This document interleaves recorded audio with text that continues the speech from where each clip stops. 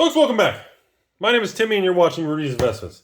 Today we're going to talk about this little stack of Mujik, the Googling, as, you know, get some dryer sheets in the dryer.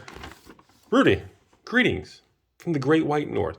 These cards have brought me joy, but I have the right time in my life? I'm not sure. And no one near me plays vintage anymore. Also, I am not good as an author. Oh, so that's what this book says. So I guess he gave me permission, because I was wondering, I guess he actually wrote the book? I was confused about that. I was like, so this guy actually writes books. And I guess he's older, doesn't care about it, he has a family and everything, and he wanted to sell his old Magic, the ukulele cards. Mostly what excited me was these group of old cards here. Again, many times in collections I get some little more modern cards I'm not really a big fan of. But they make good conversation points, and by the time you watch the video, this will probably be sold. Anyways, I just want to share that, yeah, so check out this guy's books. Old Jeff over here writing books. I'm jealous. I have awful reading and English skills. Seriously. Include a free sample of one of my books. Thanks, Jeff. So today's video, we're going to discuss these few old cards here. We're going to discuss what's going on with the old reserve list vintage market. And I gotta admit, modern has a little kick behind it lately. You know, modern's, I mean, it's really come back with a vengeance from that bottom from 6 months ago. But I really wanted to focus on not so much some played revised dual lands. We talked about revised and dual lands so many times, it's just boring. Some chains. People talk about legends. Those are common legend cards, and yes, even common uncommons. In one of the Four Horsemen sets known as Legends is just everything about... I don't care if you have the worst card in Legends or the Dark, I still love those particular cards. But this is really what I wanted to talk about, not revised. Wheel of Fortune, I still stand by. This is going to be worth more. This is going to be the pinnacle leader of revised one day. And dual lands will be second. Mox Diamonds, again, it's in Stronghold. Stronghold sealed product is so expensive. It's a reserve list card, which again, I got a whole separate video, which I hope you guys have checked out, and I hope it's live by now, regarding the whole comments Mark Rosewater made publicly, and everyone's all freaking out again about reserve lists. We'll talk about that in another video. Again, Mox Diamonds, Cradles, and any cards from that Saga, Legacy, Destiny, Exodus, Stronghold, Weatherlight, Tempest, Era, across the board. Again, not quite as strong as a, you know, Power 9, ABU tier for Horsemen, but these type of Silver Age, not even Silver Age, Golden Era, kind of mid-tier reserve list cards still have a tremendous future. I've been talking about that for many months now. Okay, so let's talk about, we got one nice little piece of power here. This is what pretty much lured me into this collection. We got ourselves a nice, beautiful Mox Ruby. You know, a little well-loved on the back there, but it's okay. We got ourselves a nice Mox Ruby, which is what was exciting to me. And now we're going to talk about, so I've been talking about for a while here about Unlimited Power 9. Specifically the Moxen, the 5 Mox, you know, in Unlimited. Of course, the Blue, Ancestral, and then of course Time, Walk, and Twister. And of course, my personal favorite, Time Volt, kind of Power 10 there. Some people say the old library, old Loa's Power 10, but I consider Time Volt there. And obviously the Lotus. But more importantly, the 5 Mox.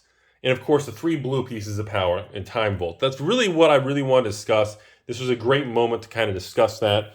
That the fact that we had another piece of power come in this particular small collection today at the store.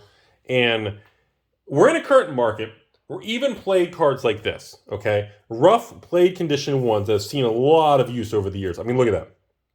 I mean, that sucker is loved. Can you imagine how many games that thing's been slid on the sidewalk? But more importantly, everyone's like, Rudy, I know he's wrong. He's trying to pump to dump all of his Power 9 Unlimited because he has the biggest position of 49 million.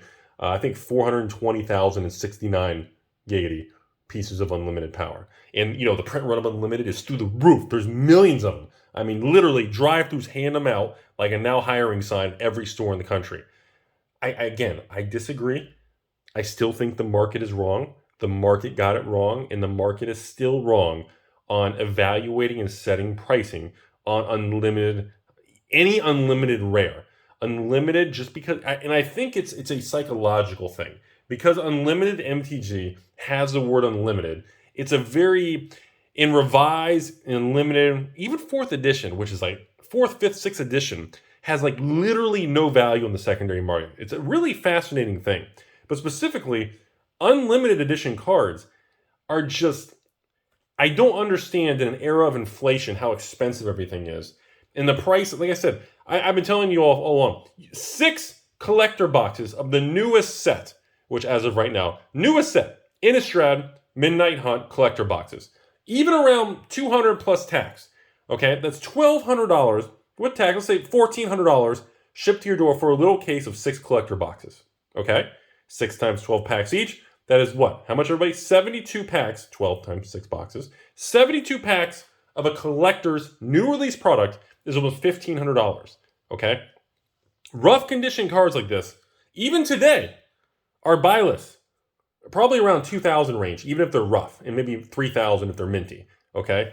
And even on the open market, eBay, most LGSs, if they're still in business, most conventions, which Wizards says isn't important, and of course big events, which Wizards canceled. All of these major events and items and places sell usually played white bordered power cards for, I would say, probably around $3,000 a piece. That would be my guess. Plus or minus maybe 10%. Of course, obviously the price can exponentially climb if it's minty and really clean because of great ability and getting like a 9 or a 10 or a Beckett 9-5 and of course 4 quads and 3 quads, 2 X's and 1 Rudy, depending on what you come back at.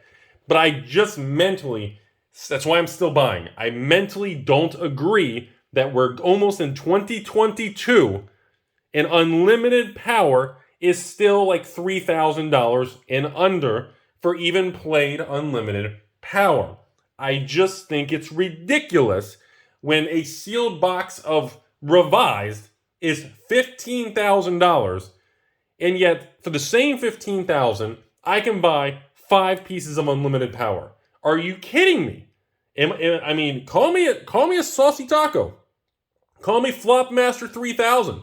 Oh God, I probably shouldn't have said that. It's probably gonna be a new meme. If you're still watching the video 7 minutes in, hashtag Flopmaster 3000. It's so stupid. Oh crap, there's gonna be Flopmasters everywhere. You know, that's my opinion right now. Everybody's focused, and again, even Innistrad Midnight Hunt, I don't want to pick on the product. I actually like the product. I like that Wizards redesigned the set boxes so it's easier to actually fulfill, ship, and handle the product and storage and space. I think the uniqueness, but again, I've always been a fan of the Shadows of Innistrad, OG Innistrad, the flip card, Vampire Werewolf. I've always liked that darker, more, the chicks in the set are like these evil, black, dress, crazy. You know, I like all that stuff. Liliana stuff, you know, kind of that real, I've always been a fan of those themed sets of Magic. So, I mean, I am kind of biased. I always liked those products all the way back from original OG Innistrad to Shadows of Innistrad from years ago to now the return to Innistrad. So again, I do like that. But the point is, I just don't, you know, I don't know. I don't know what you all want me to say. You know, I mean, I guess when like fast food places and everybody's begging for jobs and hiring at every place, at least in Florida, starting to pay like $15 an hour and up just to get people to walk in the door, and they give you free dinner and free meals. And I'm looking at the price and inflation of everything, and I'm looking at how much Wizards is raising the price of everything. And I'm looking at the price of everything across the board, from raw materials to commodities to real estate, stocks, bonds, collectibles, everything, blah, blah, blah. And I'm sitting here going, wait a minute, unlimited power is still that couple $1,000 range? Like, are you serious right now? Like, I'm telling you, I've been saying it for a while, the next leg up, whether it comes tomorrow, next month, next year, or then in 3 years from now, the next leg up in unlimited power, in reserveless buyouts, or whatever ends up happening, or some market-shattering news, whatever it is, the next move, in my opinion, is like playing Mortal Kombat or Street Fighter, and it's going to be the finishing move.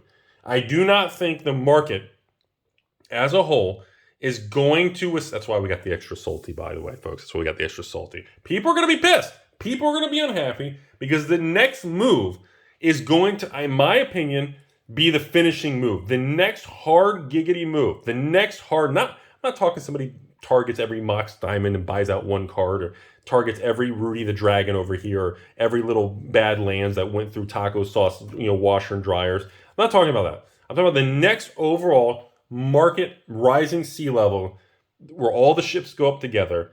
That's it. I'm telling you, the next one we have where the market moves 10, 50, 80, 100%, it's over. It's over. It's it. That is game over. Close the book. Put it in the hidden bookcase behind where it's like under the basement where you like have to pull a secret thing to get to your adult. Anyways, it's going to be gone.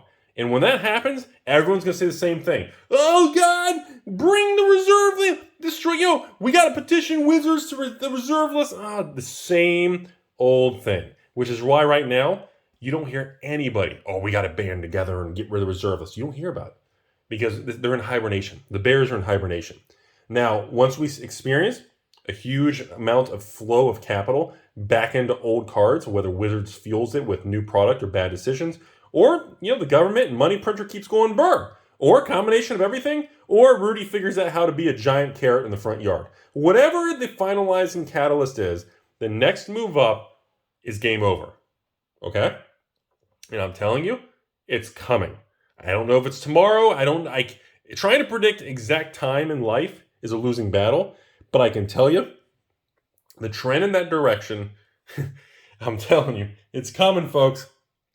I don't know when, but when it's here, it's going to be too late. I think we're going to hit a point then where every white bordered piece of power, even Mox Pearl, across the board, is going to be 10,000 plus. Make fun of me? Thumbs down the video, pump, dump, Rudy, whatever you want to say. Again, please don't contact me. I'm not selling any of the old cards. It's the same old thing after these videos. I mostly like to share the collections and discuss it and everything, but I appreciate the contacts. But that's where I stand. That's my opinion of what's coming. That's where I think we are in this world right now. Do I think economies and turbulence and problems and maybe short-term drops or a future recession is going to happen? Absolutely. I'd be more surprised if it didn't. Do I think that really matters when you're dealing with an extremely finite quantity of a collectible like Power 9, an original super high-end ABU 4 Horsemen sets? No. Means absolutely nothing. Doesn't even matter. The rarity, the scarcity is so much worse than the market is pricing and that the Timmies online are saying. And the Timmies are just focused. And again, please check out my other video about reserve list. Probably just going to be called reserve list. But the point is, check it out. The Timmies are going to get their pitchforks out when the prices go up. When prices are calm right now, they all go back in hibernation. And trust me, just remember the conversation. The next leg up is over. That's it. Hope you guys learned something today.